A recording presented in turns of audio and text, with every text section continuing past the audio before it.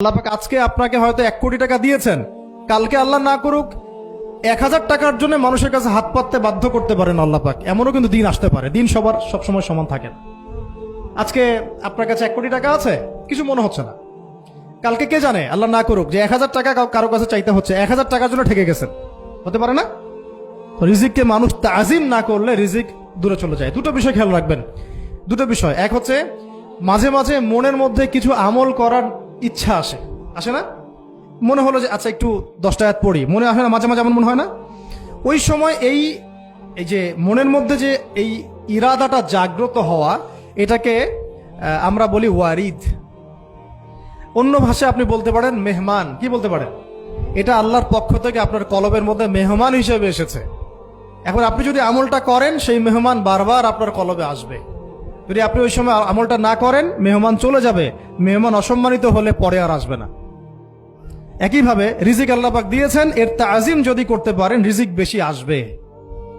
রিজিকের তাজিম সম্মান করতে না পারলে রিজিক আসবে না, বেশি কমে যাবে।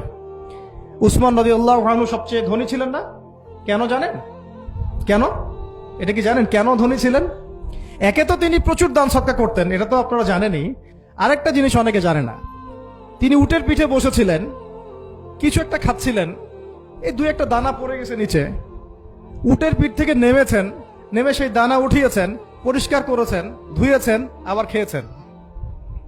তার এই 2-4টা দানার কোনো কিন্তু মানে পরোয়া না করলেও চলে, তার প্রচুর অর্থ সম্পদ আছে। এত অর্থ সম্পদ যে তাবুক যুদ্ধের দিন 30,000 সেনাবাহিনীর দায়িত্ব নিয়েছেন। 30,000 সেনাবাহিনীর দায়িত্ব নিয়েছেন। সেনাবাহিনী যাবে, থাকবে, খাবে, তাবু টাঙাবে, সব দায়িত্ব তার। 30,000 সেনাবাহিনীর দায়িত্ব নেওয়া কি চারটাখানি কথা? তো এই সাহাবী এই কয়েকটা খাবারের দানা উঠিয়ে খেলেন। নবী সাল্লাল্লাহু আলাইহি ওয়াসাল্লাম বলেছিলেন যে তোমাকে আল্লাহ পাক রিজিক বাড়িয়ে দিবেন না কেন? তুমি রিজিকের যে তাজিম, যে সম্মান তুমি করো, এর বদৌলতে আল্লাহ পাক তোমাকে বেহিসাব রিজিক দিবেন। দুইটা বিষয় খেয়াল রাখবো। আমলের মেহমান হৃদয়ের মধ্যে আসলে তাকে ফিরায় না দেওয়া, তাহলে সেই মেহমান কিন্তু আর আসবে না। মেহমানকে মূল্যায়ন করলে মেহমান বারবার আসবে ইনশাআল্লাহ। আর রিজিকের তাজিম না করলে রিজিক কিন্তু আপনার ঘরে বেশি বেশি আসবে না।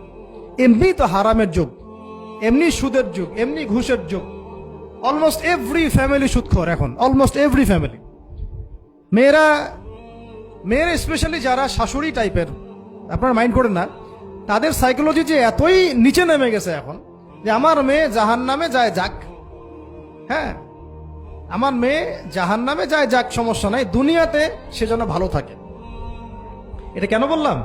একটা সুদখোরের ঘরে তুলে দিতে সে দ্বিধাবোধ করতেছে না, একটা দুর্নীতিবাজের ঘরে তুলে দিতে দ্বিধাবোধ করতেছে না, একটা ঘুষখোরের ঘরে তুলতে দ্বিধাবোধ করতেছে না, হ্যাঁ একটা মানে কি বলবো মাদক সেবী, ড্রাগ এডিক্টেড বা এই যে আর কি বলবো ফাসেক জালেম, এই ধরনের ঘরে উঠাই দিতেও সে দ্বিধাবোধ করছে না। 5তলা বাড়ি চাই আমার মেয়ে 5তলা বাড়ি থেকে সুখে থাকবে। এই যে সুখের ডেফিনেশন এখানে দিয়েছেন আপনারা, এই জন্য কত হাজার হাজার মেয়ের জীবন নষ্ট করে দিয়েছেন আপনারা। আমার কথা মাইন্ড করে না, হাজার হাজার মেয়ের জীবন মায়েরা নষ্ট করে দিয়েছে, শুধুমাত্র মেয়েদের দুনিয়াবি সুখ এর সংজ্ঞাটা বুঝতে ভুল করার কারণে। এর নাম যদি সুখী হইতো, তাহলে অমুসলিমরা সুখী না কেন? পশ্চিমারা সুখী না কেন? ওরা আত্মহত্যা করে কেন? এভাবে মেয়েদের জীবন নষ্ট করেছেন।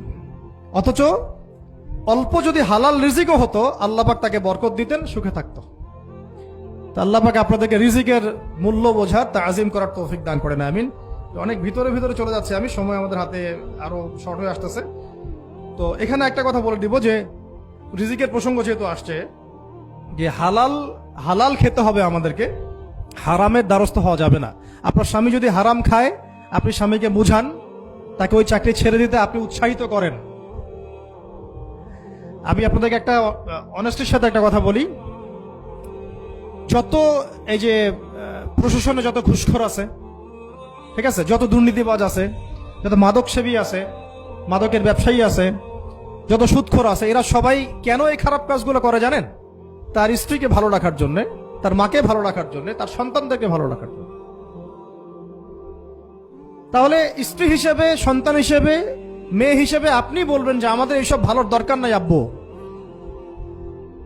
হে আমার প্রিয় স্বামী, আমার এসব ভালোর দরকার নাই। হে আমার ছেলে, আমার এসব ভালোর দরকার নাই, তুই হালাল পথে থাক, ওইখানে তুই আমাকে ডাল ভাত খাওয়া, আমি খুশি আছি। এইভাবে আপনারা তাদেরকে মোটিভেট করেন, দেখবেন সমাজে হারাম কমে গেছে ইনশাআল্লাহ। আর হারাম খাওয়া এই ছেলে মেয়েগুলোও কিন্তু মানুষ হবে না। হারাম খাওয়া যে ছেলে মেয়েগুলো রক্ত মাংস করে উঠছে, এরাও কিন্তু মানুষ হবে না। আল্লাহ পাক আমাদেরকে হালাল খাওয়ার তৌফিক দান করেন, এবং এই হালালের জন্য আপনাদের ভূমিকা অনেক বেশি।